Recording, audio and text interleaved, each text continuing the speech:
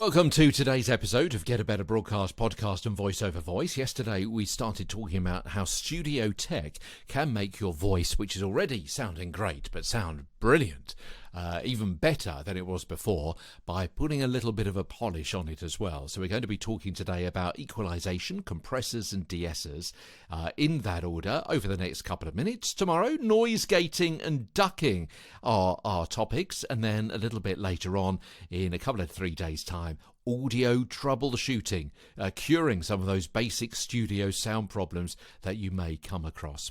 So, equalization first of all. Equalization, sometimes referred to simply as EQ, is a form of audio processing which allows you, or rather the studio engineer, to adjust the volume level of a frequency or range of frequencies within one particular sound. And as everyone's voice is different, that can to a certain extent cure a sound of some of its imperfections. You may have this on your home music system or hi-fi system. Hi-fi, go back in time. Yeah, I'm a kid of the 60s. What can I say? So equalization and just changing those can alter the sound of your voice. But again, as I say, it allows you, or rather the studio engineer, to do it. Preferably the studio engineer, someone that knows what they're doing. If you play around too much, then you're likely to end up with a sound which is far beyond what you ever actually wanted, and you've actually done more harm than good. And you know what it's like, it's difficult to get it back to what it should be. You've got to do a hard reboot, you've got to reset factory settings and all that kind of stuff. You've wasted a lot of time. Unless you're going to be having a play about, maybe with some advice from a website or a book about what exactly to do, and you're actually learning on the job with a demo piece of audio, for example. But don't certainly try this in a studio setting, a professional studio setting. Don't go touching other people's knobs. And frankly, that's advice for life anyway, isn't it? Here's number 2, and that is compressors, which control the loudness of the signal by dampening the peaks. And the peaks can be sometimes with letters and sounds like p and t.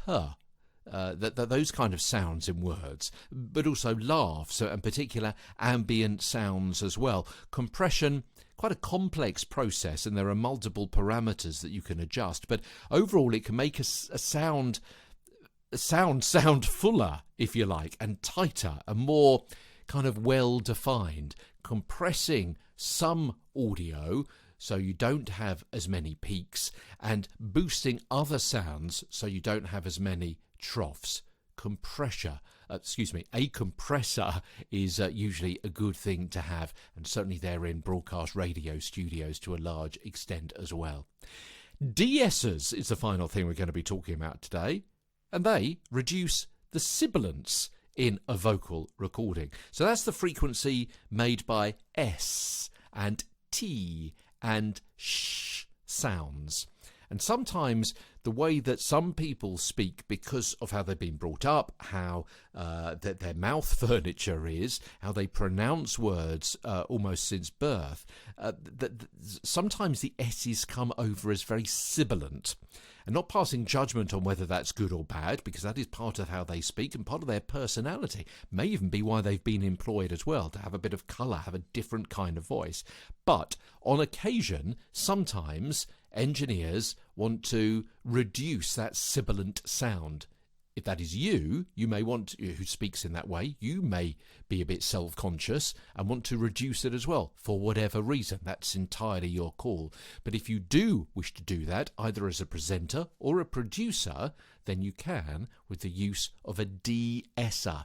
It does what it says on the tin. I'm not going to go into details about how to do it, because of course every digital audio workstation, every de-esser, compressor and equalizer is going to be something slightly different in exactly how you use it. But hopefully I've given you an idea of what they do and how they work, rather than all the settings that you need to comply by. Okay, tomorrow we're going to continue with the theme and talk about noise gates and ducking. From London, I'm Peter Stewart.